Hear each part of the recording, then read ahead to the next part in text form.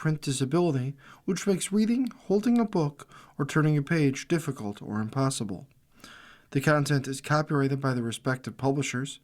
For more information, please visit us on the web at nfradioreading.org. Hello, this is Diane Kazmarek, and for the next hour, I'll be reading from current issues of the Niagara Gazette on the Niagara Frontier Radio Reading Service. We begin with some articles from the May 19th issue of the Niagara Gazette. This is a front-page article, Life-Saving Reunion. Falls woman thanks paramedics and firefighters who saved her life. As a traveling nurse for Niagara Falls Memorial Medical Center, Aisha Ryland is usually in a position to help patients with their health issues. But on June 25, 2025, Ryland suffered from cardiac arrest, effectively dying before emergency responders worked furiously to bring her back. It is something that only 10% of those afflicted with end up surviving. And it is what the paramedics of American Medical Response's Niagara Falls base hope to highlight during the National EMS Week, as Ryland reunited with those who saved her life this past Friday. I think this really highlights the great chain of care, said cardiologist Nolan Machernis, who was on call at Memorial that day when Ryland arrived. We're all small links, but as long as we stay connected, we get these great outcomes. On that morning, Ryland needed help dressing for work. She was not feeling right, having chest discomfort when she woke up, calling her daughter Trinity Palmer and her father over to help. I always taught them CPR and how important it is to activate the emergency response system first and foremost, she said. I'm just glad she retained that knowledge. Palmer said her mother is not the kind of person to call for help, so she knew something serious was wrong. As soon as she walked in the house and saw her mother clutching her chest, she called 911 before asking her if she wanted to go to the hospital. After Ryland said yes, she suffered a seizure and fell unconscious. I thought my mother was gone, and a million things were going through my mind, Palmer said. I have to hit all of these milestones. My mom's going to be able to see me graduate college. She won't get to see me have kids or walk down the aisle when I get married. The out-of-hospital cardiac arrest involved an irregular heartbeat called ventricular fibrillation, where the lower heart chambers contract in a rapid and uncoordinated manner. As a result, blood is not pumped through the body. Gary Blum was one of the 2 AMR paramedics who responded to the 911 call, along with 4 members of the Niagara Falls Fire Department. As he arrived, the firefighters were already performing CPR on Ryland. You never know what to expect when you walk into a house, Blum said. It could be anything. At that time, Ryland was technically dead, given she was not breathing and had no heartbeat. Alongside CPR, defibrillators were used twice to bring her back. She was also given an IV, a tube was inserted into her lungs to help her breathe, and cardiac medicine to help restart her heart. All of that brought Ryland back to life, after which she was given more medicine to stabilize her blood pressure and sent to Memorial. Her arteries also needed to be unblocked while she was there. That hospital has the only cardiac care facility in Niagara County. Hospital president and CEO Joseph Ruffalo said many of the emergency cardiac patients they receive would not have made it to Erie County hospitals. If they did not have that capability, the local mortality rate from cardiac episodes would be triple what it is. We are so appreciative of the partnership and willingness to come forward and share their story, Ruffalo said. Ryland ended up staying at Memorial for 3 weeks, saying she and her family got exemplary care there. Her family was relieved when she finally got out of the hospital, but Palmer described her life since as like walking on eggshells, worried that this could happen again. For Blum, it was just another day in the life of a paramedic, attributing her survival to the quality CPR she received. A reunion with a patient he helped save normally does not happen. I'm glad the outcome is what it was, because sometimes it's not the outcome we all want, Blum said. But good quality CPR, just like with Damar Hamlin, you see the same outcome with Aisha. Since then, Ryland's life has had to go at a much slower pace, with the doctors at Great Lakes Cardiology helping her to become active again. Instead of going back to her regular nursing job, she now works as a unit manager at the Shalkoff Health Center, still feeling about 70% of where she was before her episode. Ryland noted how, since she and her cousin Andrea are both nurses, they are usually the ones giving out advice for medical issues. It was the training that we extended to our families to know how to activate the medical team, and they were able to jump in and save the day, Ryland said. Also from the front page, Niagara Falls firefighters announce honors at annual ball. The woman who keeps the Niagara Falls Fire Department headquarters on track. The students from Niagara Falls High School who make sure that the annual Firefighters Christmas Toy Fund telethon gets on the air. And members of the City Fire Department who provided life-saving care to a patient suffering cardiac arrest. Those were just some of the honorees at the Niagara Falls Fire Department Mutual Aid Association's annual Firefighters Ball and Award Dinner. The awards are the highlight of a year of service to the community and represent a cross-section of services. The Fire Chief's Award is given to an individual who, through their actions, has demonstrated a commitment to keeping the fundamental values, traditions, and principles of the fire service alive. Falls Chief Gary Pachatko said he was proud to present the 2026 award to Patricia Hillman. Hillman is the civilian administrative assistant at the fire headquarters, and Pachatko said she holds the department together on a regular daily basis. "She's the mother hen of our den," the fire chief said with a chuckle. "You got questions? Ask Patty. You need something? Ask Patty. She deserves this award, and I was happy to give it to her." Hillman was not the only civilian honoree. The 2026 Christmas Toy Fund Award was presented to Rocco Strangio and the Niagara Falls High School Media Department for their yearly work in producing the Toy Fund's annual telethon. NFHS students Bryn Mandu and Evan Garcia accepted the award on behalf of their peers. Pachatko noted that while the students involved in the telethon finish their schooling, graduate, and move on, those who follow them continue to maintain high standards for a broadcast that plays a large role in fundraising for the Toy Fund. The Young Firefighters Award went to firefighter Dominic Contento, who was recognized for his early leadership, initiative, and commitment with Toy Fund-related events, including his work as chairman of the Summerfest. The Firefighters Local 714 Presidential Award was presented to firefighter Adam Stankovich. The award given to a member of Local 714, which represents rank-and-file firefighters, honors a commitment to the union. Stankovich serves as the chairman of both Local 714's Political Action Committee, or PAC, and its Public Relations Committee.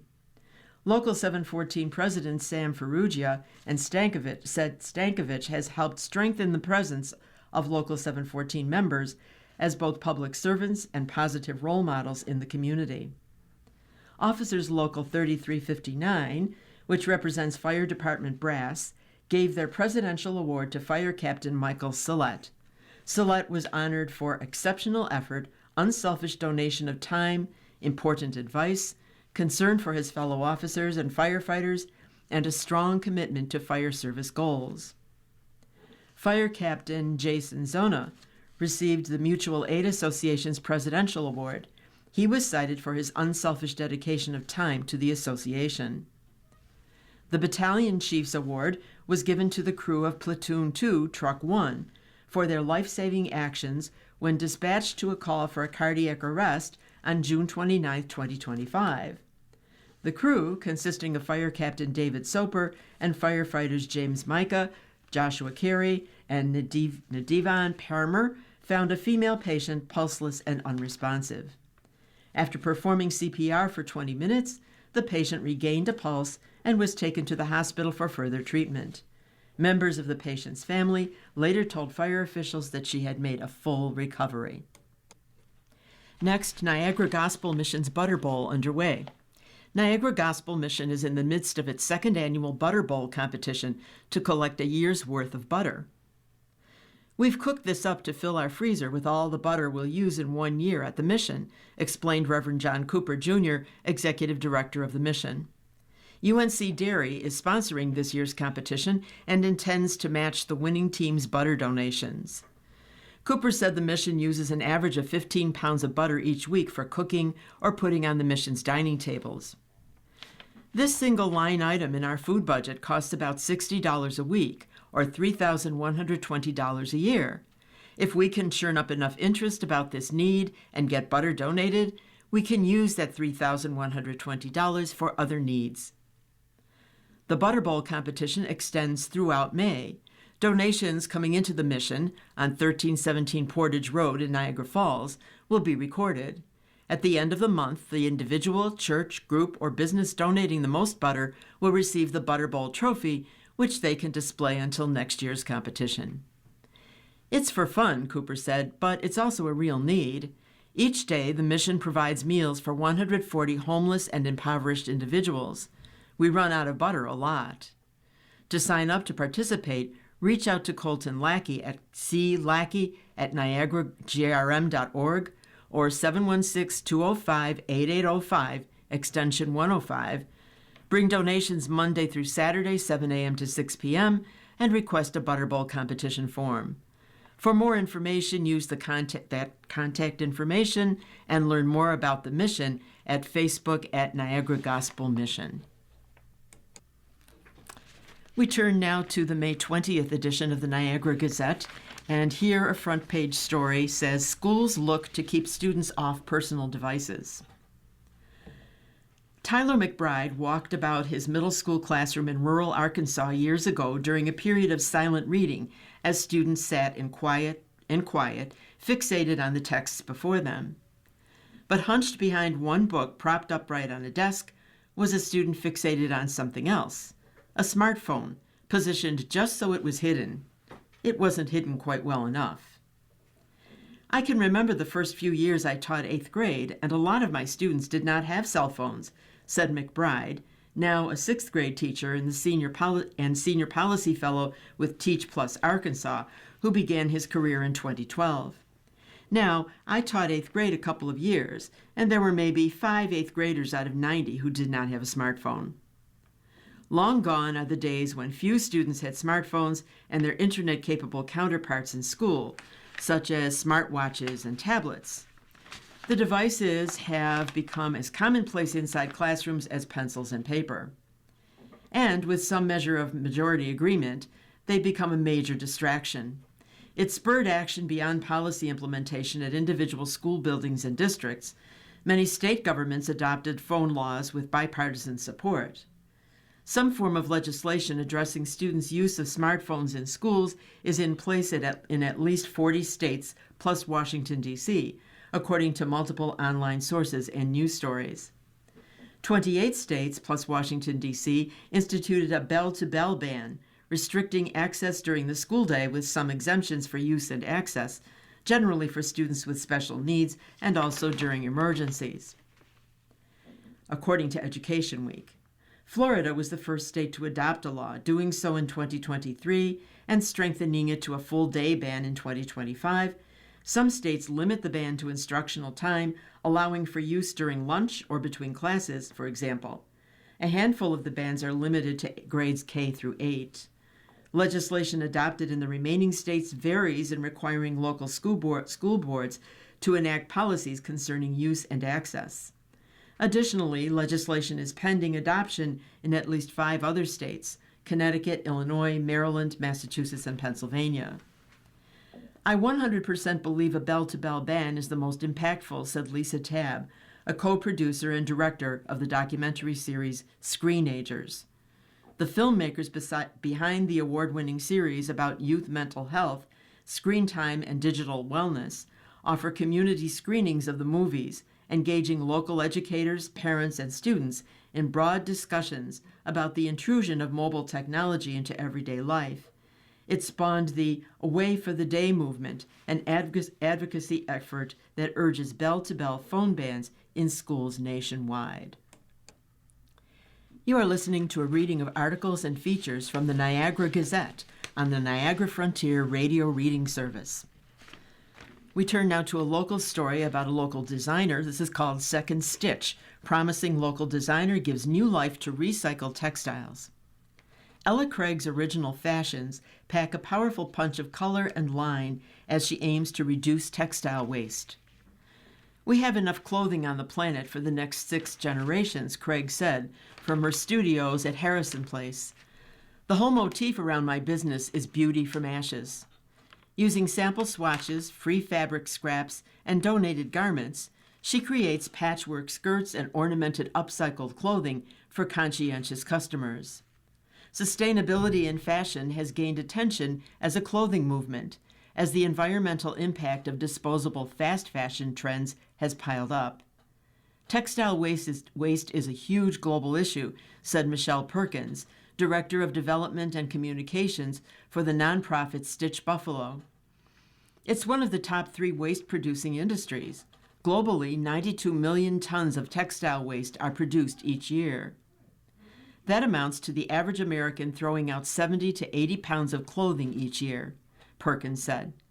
Stitch Buffalo operates a thrift store, offers classes in sewing and embroidery, and provides a workshop where refugee women can produce textile-based items.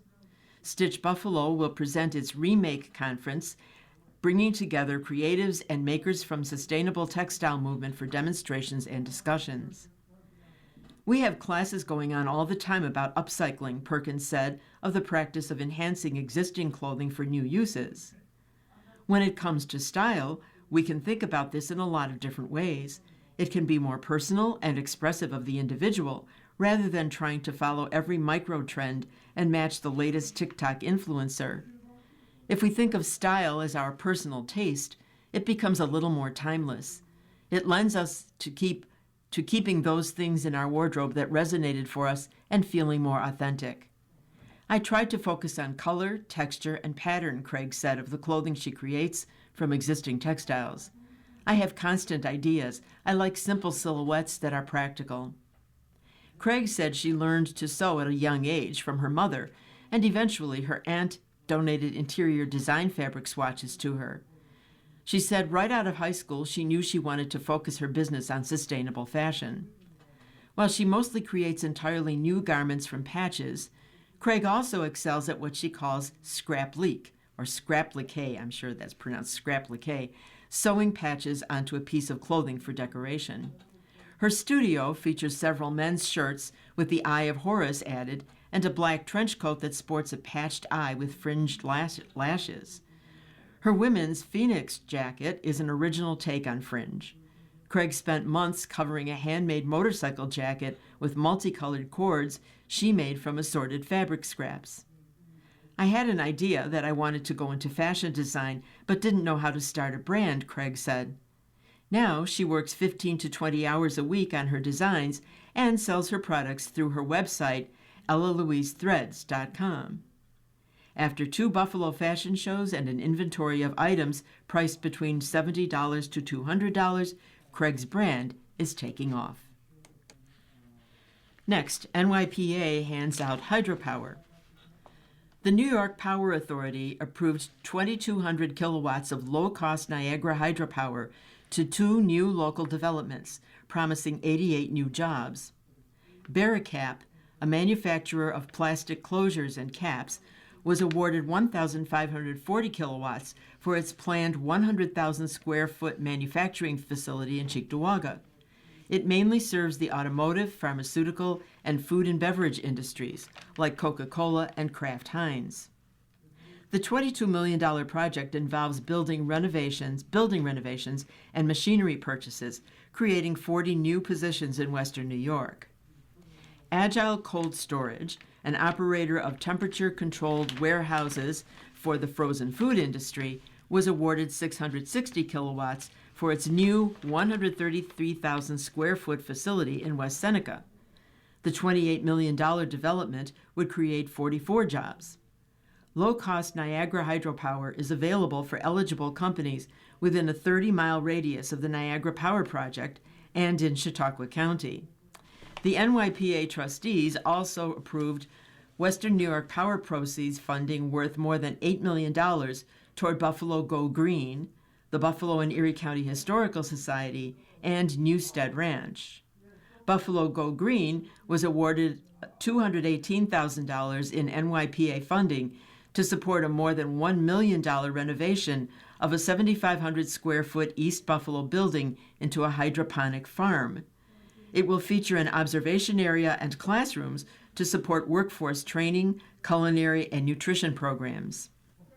The Historical Society was awarded $1.85 million for its $6.5 million rehabilitation of the Reinstein Center, a 1920s structure adjacent to the Buffalo History Museum's Delaware Park campus. When complete, it will have ADA accessible space for educational programming and other community activities. Newstead Ranch was awarded $6.4 million toward its new $32 million egg cleaning, packing, and shipping facility.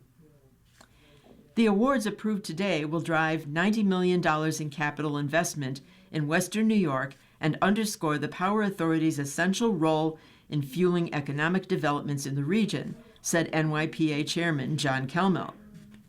Power proceeds funds come from net earnings resulting from the sale of unused hydropower generated at the Niagara Power Project. We turn now to the May 21st edition of the Niagara Gazette. Here on the front page is an article titled, Niagara Falls City Council Seeks Ethics Review. Members of the Niagara Falls City Council have voted to refer a resolution from Mayor Robert Restaino seeking to recover the cost of a union grievance from a city council budget account to the Municipal Board of Ethics. The resolution asks the council to transfer $114.52 to the City Department of Public Works budget to pay for a grievance filed by two members of the Niagara County Building Trades.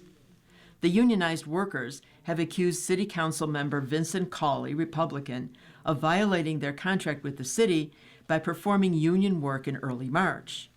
Specifically, the grievance accuses Cawley of soliciting a fence quote from a local business in his official capacity for work to be performed at the city's Gluck Park. An estimate from Fox Fence, listing Cawley as the city contact, priced the proposed fence at $3,439.29. Cawley has adamantly denied any wrongdoing, claiming he was responding to a constituent concern over child safety in the park. The start of Wednesday's regularly scheduled council meeting was delayed for more than half an hour when Cawley objected to the resolution being placed on the meeting agenda. It is beneath this council to consider this, Cawley said, in asking that the resolution be removed.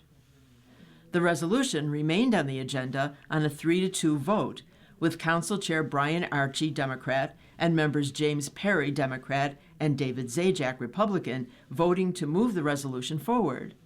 Councilmember Bridget Miles voted with Cawley to remove it.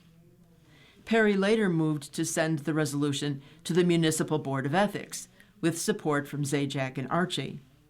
This is hypocritical. This is a joke, Cawley said. I did nothing wrong. It's petty, pathetic, and petty. Miles joined Archie, Perry, and Zajac in voting to refer the resolution to the Ethics Board. It was not immediately clear if Niagara Falls has a Board of Ethics. The New York State Comptroller's Office indicates that ethical oversight for Niagara Falls city officials and employees is handled primarily through the Niagara County Board of Ethics. In New York State, municipalities without a localized ethics board default to the county boards. The DPW employees who filed the grievance are identified only as carpenters. Prior to the council meeting, during the lawmakers' committee of the whole session, Cawley and Perry engaged in a sharp exchange over the fence quote. "You know you were wrong," Perry said. "I wasn't wrong," Cawley replied. "If you went as a private person to get a quote, you would have been fine," Perry said, "but you went as a councilman." "I don't think anyone thought I was a councilman," Cawley retorted.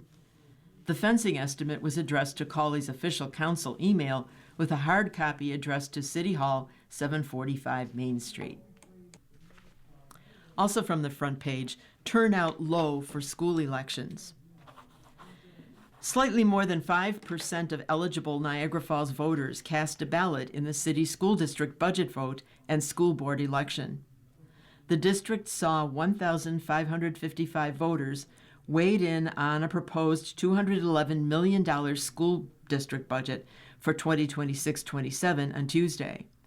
The budget was approved by a tally of 1,239 to 316, a 79.65% margin of victory.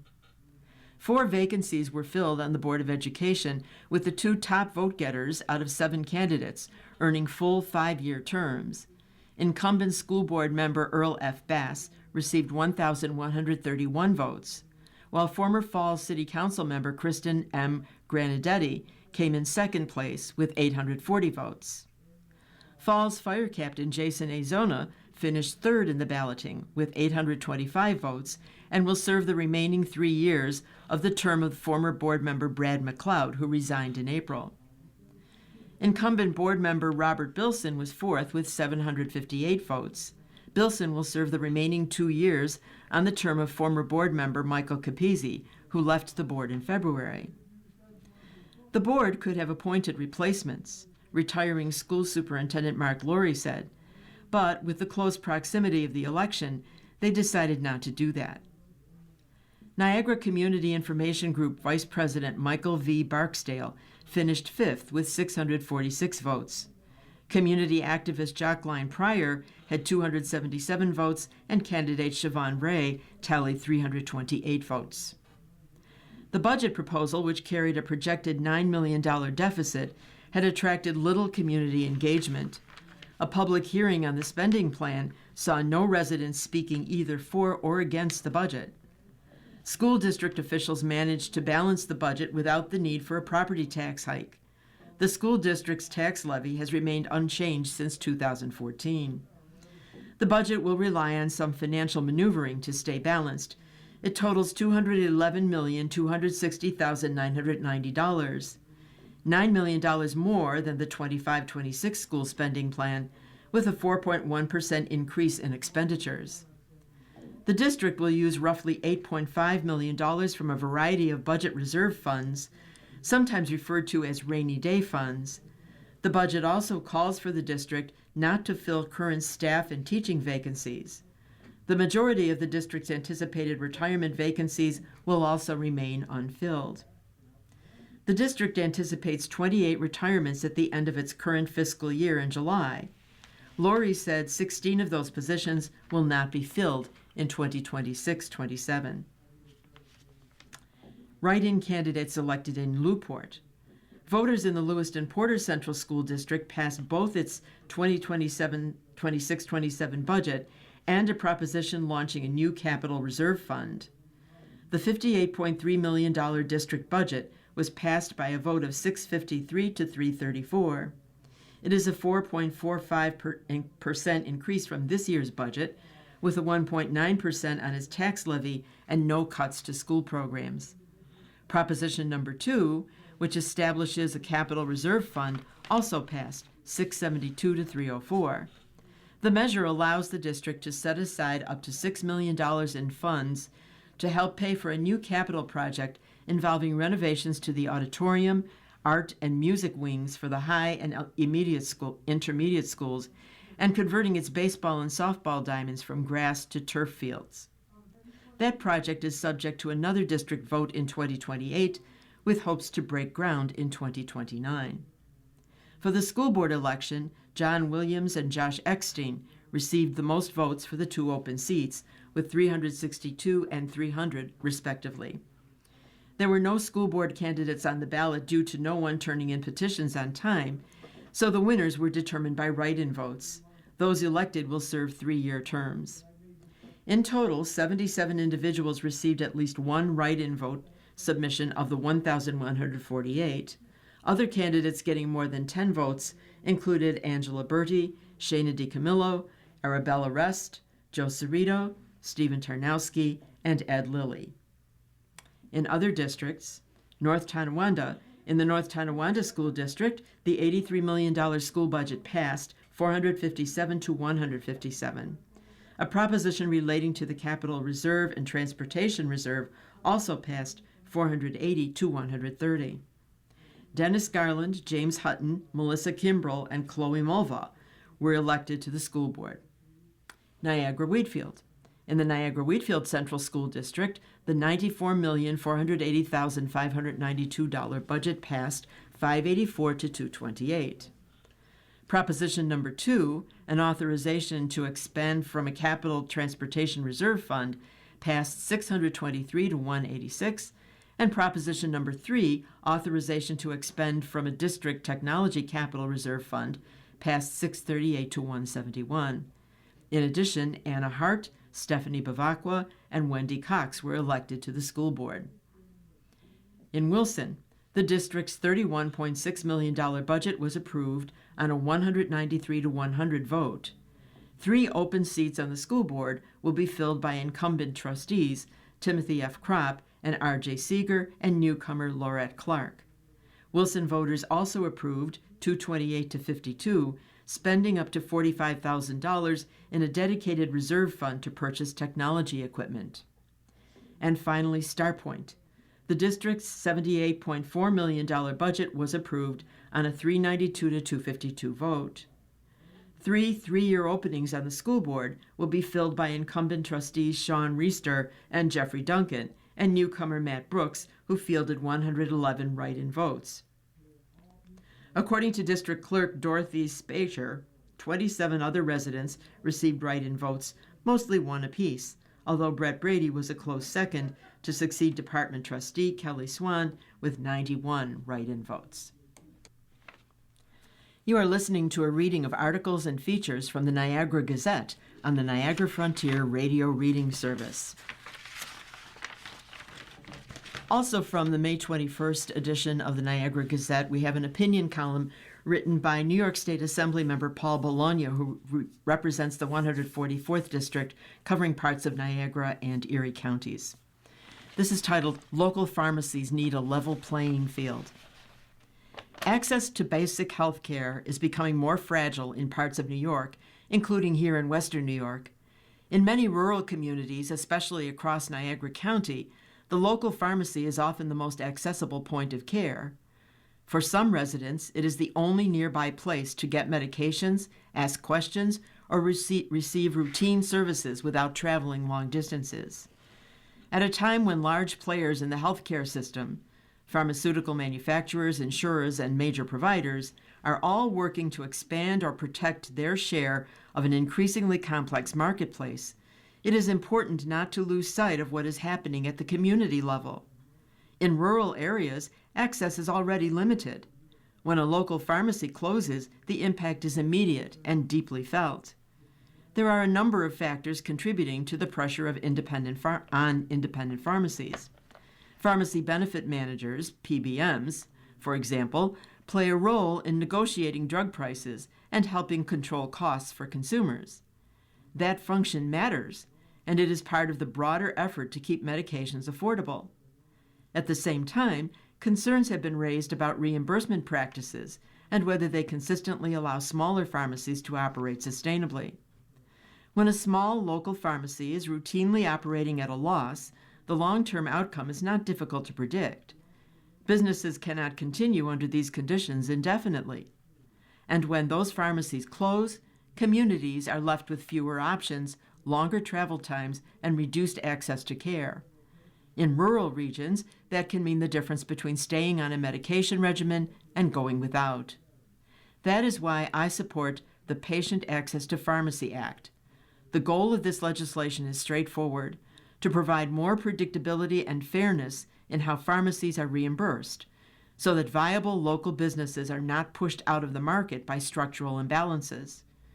This is not about dismantling the current system or ignoring the role that cost management plays. It is about making targeted adjustments to ensure that access points we rely on are not lost. Put simply, we are in a much worse position when rural healthcare access points disappear. It is not enough to acknowledge that trend after the fact. If we see a part of the system under strain, particularly one that serves as a front line for patient care, it is reasonable and responsible to examine whether policy changes can help stabilize it. No single bill will resolve all of the challenges within our healthcare system. Costs and access are shaped by many forces, and thoughtful reform requires balance. but maintaining a network of local pharmacies, especially in rural communities, is a practical and achievable priority. This legislation has drawn support from across the political spectrum because it focuses on that shared concern. The objective is not to take sides in broader healthcare debates, but to ensure that patients, regardless of where they live, can continue to access the care and services they depend on close to home. We move on now to the May 22nd edition of the Niagara Gazette, and the front page article is called Border Bonding, Niagara-on-the-Lake Chamber Lunch Joined by Local Leaders. Niagara-on-the-Lake, Ontario. Last year, as Canadian visitation to Niagara County was drying up, officials from the lower river communities invited their Canadian counterparts to discuss what could be done to improve the situation. This time, those officials were the guests at the Niagara-on-the-Lake Chamber of Commerce hosted its own lunch as the Niagara-on-the-Lake Chamber of Commerce hosted its own Lunch with Leaders event on Thursday. During the lunch, business leaders and officials from both sides of the border emphasized the need to build up their partnerships. The cross-border relationship is really important to us, said Niagara-on-the-Lake Lord Mayor Gary Zappella. We want to make sure that we do everything in Niagara-on-the-Lake to ensure that our partnerships with Niagara USA, Lewiston, Niagara County, and Buffalo are strong. Among the Niagara County officials who came out were Upward Niagara Chamber of Commerce President Amanda Hazley, Niagara County legislators Becky Whittish and Mike Casale, Lewiston Mayor Ann Welch, Village Trustees Victor Ate, Tina Coppins, and Jim Fitanti, Lewiston Supervisor Steve Broderick, and Porter Supervisor Duffy Johnston. Niagara-on-the-Lake officials last visited Lewiston last November for the Upward Niagara Chamber of Commerce's Lunch with Leaders, where those in attendance discussed how the drop in Canadian visitors negatively impacted their businesses and what could be done about it. That came after President Trump made several derogatory comments and actions toward Canada, including putting tariffs on Canadian goods. Something has been lost over the last couple of years, said Terry Dow, the program manager for Niagara-on-the-Lake Chamber. Doing an event like this, getting U.S. leaders and Canadian leaders in a room, it just opens up the doors again for communication. A University of Toronto study released earlier this month found that Canadian visits to U.S. and metropolitan areas declined by 42% over the past year, significantly higher than the 25% given by the Canadian government. Instead, most Canadians traveled within their own borders, with Dow noting that Niagara-on-the-Lake is busier than ever thanks to day trippers. We're still getting Americans here, and we welcome them, Dow said. Local efforts to attract Canadians back to Western New York involved the Visit Buffalo Tourism Agency setting up billboards in Ontario last summer, and again earlier this month, after Buffalo Sabres fans sang "O Canada" before a playoff game in April. Destination Niagara had suspended all its marketing efforts in Canada, instead choosing to appeal to domestic travelers.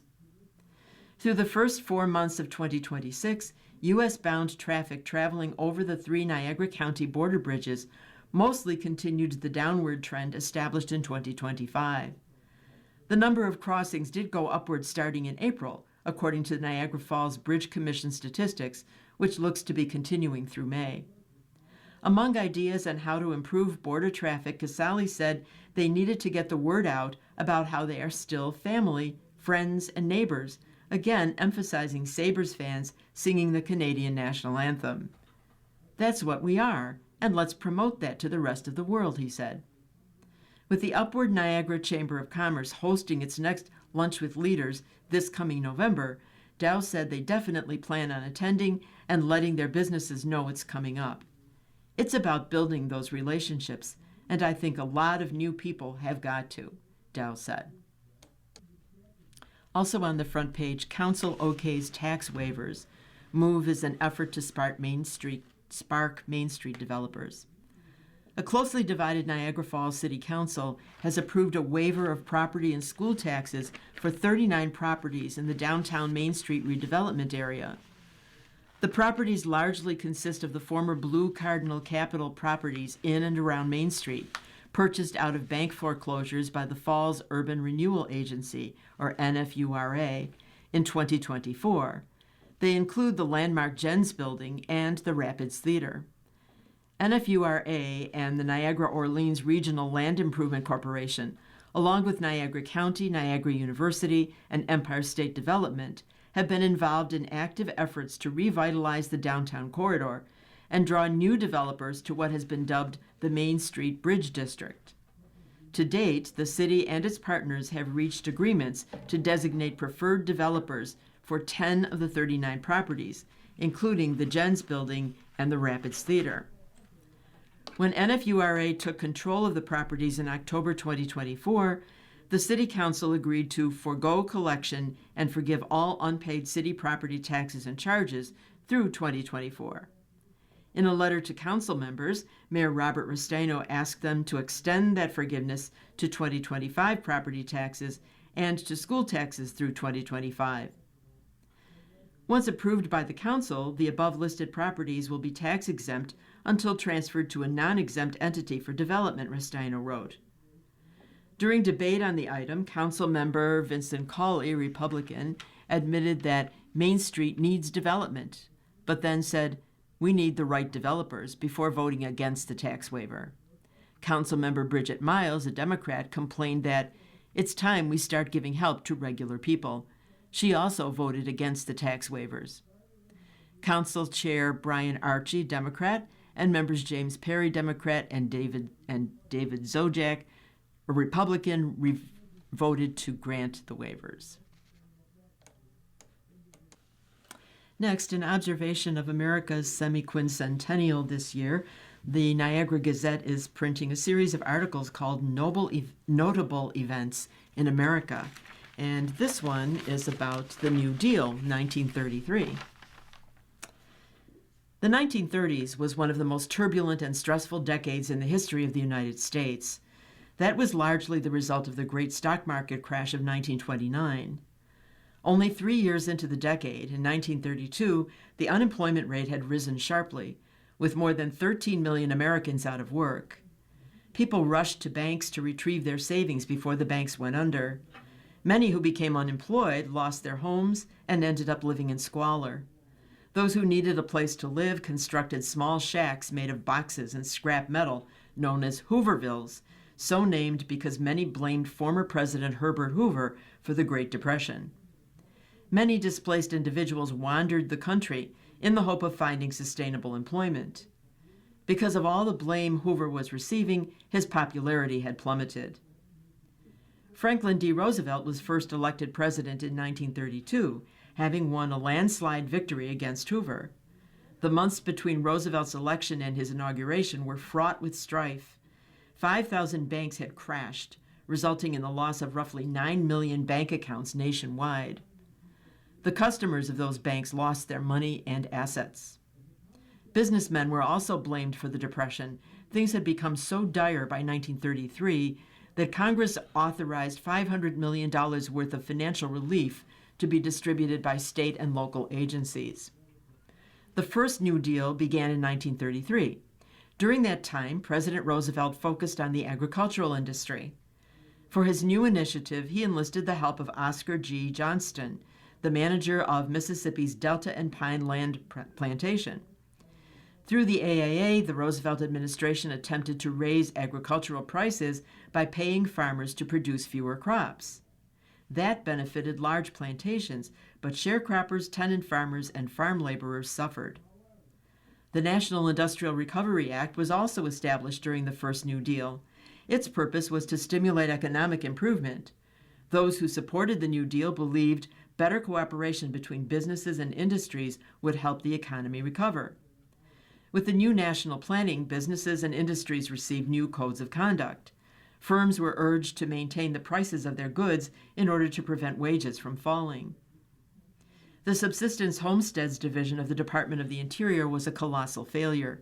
The program sought to relocate impoverished rural citizens and integrate them into farm communities where they would share livestock and farming tools. Because so many had a mind for independence, the sharing situation was far less than ideal. While the first New Deal helped some, It did not end the Great Depression. During the next few years, Roosevelt continued to respond to the cries of America's people. Probably the most significant part of the Second New Deal was the Social Security Administration, sometimes referred to as the SSA, which was approved by Congress in 1935.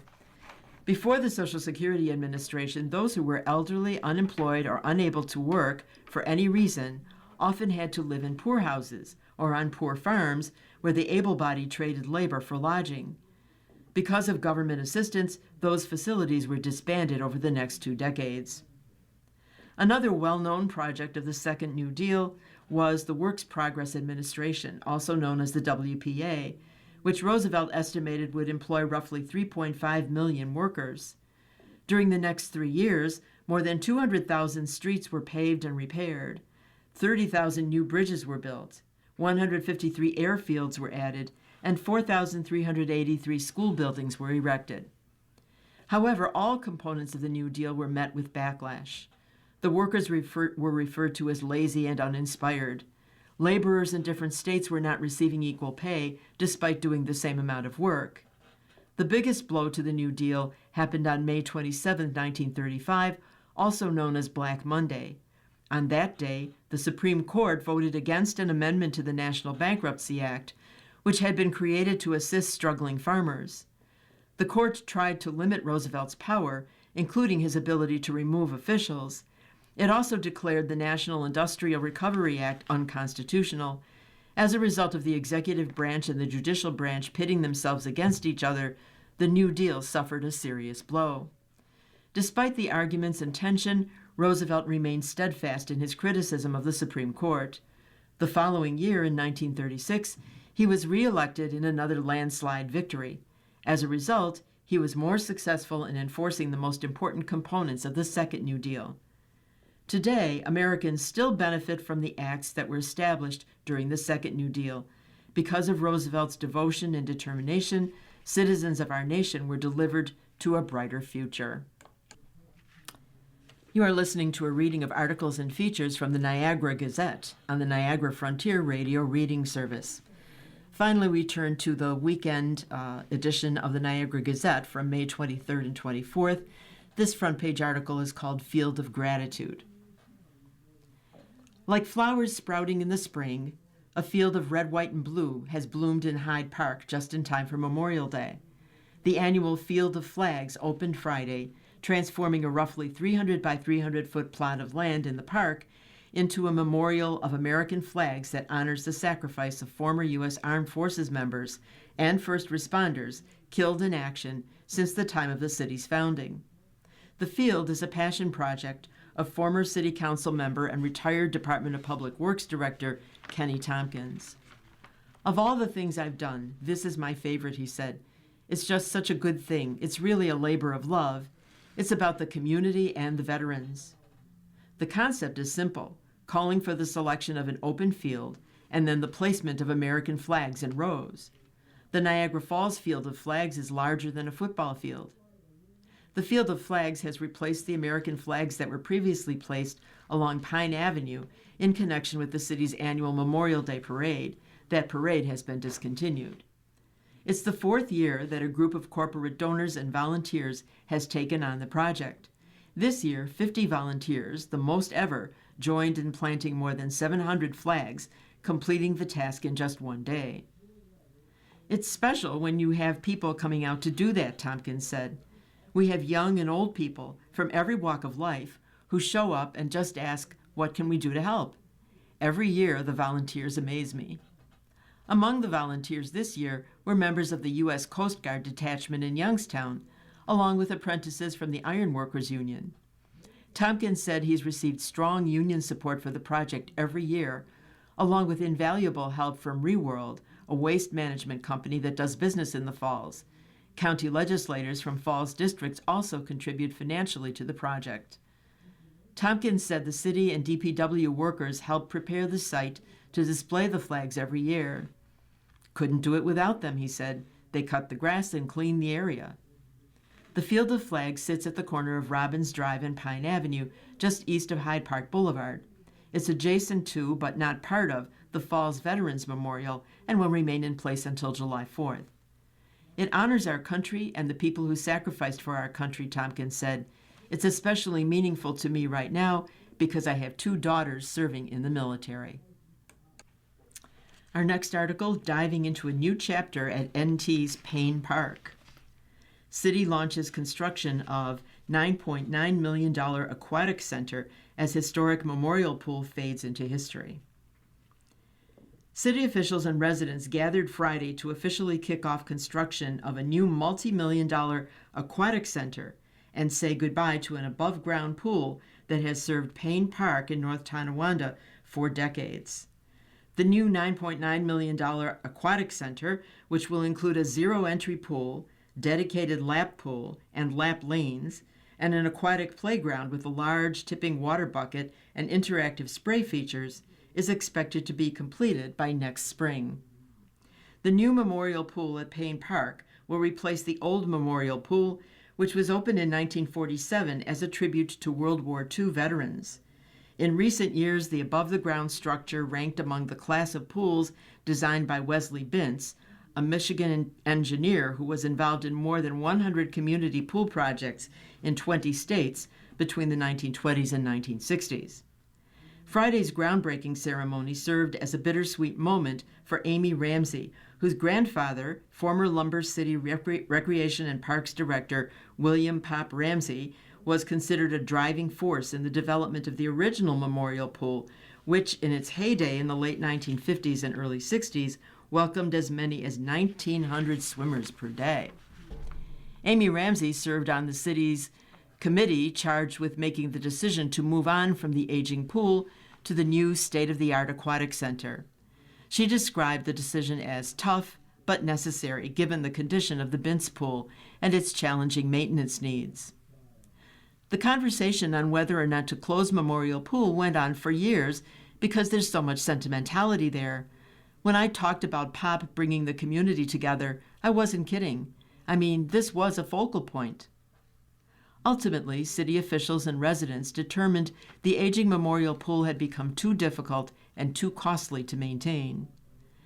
We were going back and forth about the existing pool and a new facility, and we had no money at the time.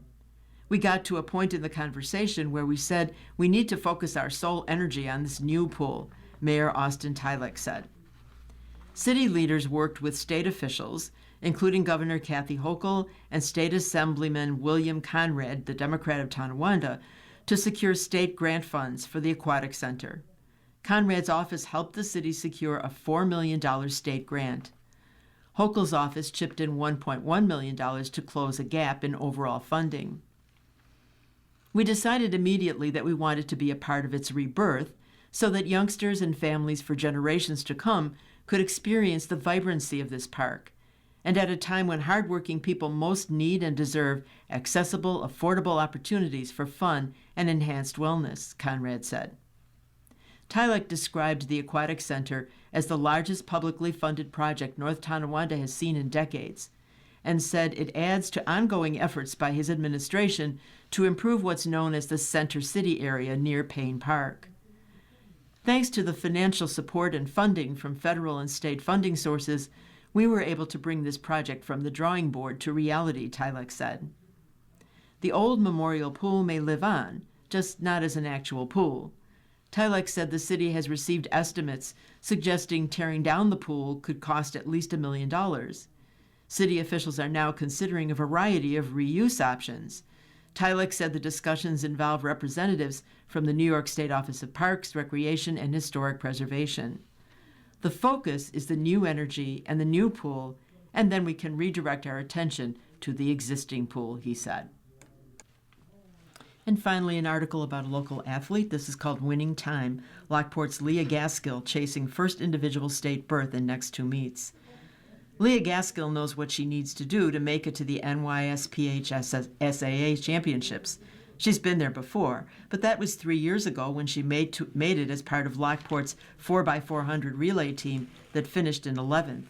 Now Gaskill's trip would be the first time that she'd be there based solely on her own merits.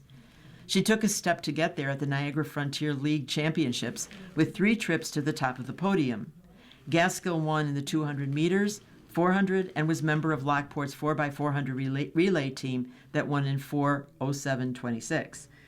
She has that experience. She's a high competitor, Lockport head coach Tim Willett said. So I think that's helped her, that she's comfortable in those situations. She knows what to expect going into that. I think our hope is that we're going to qualify her and some of her friends to go out to Webster this year.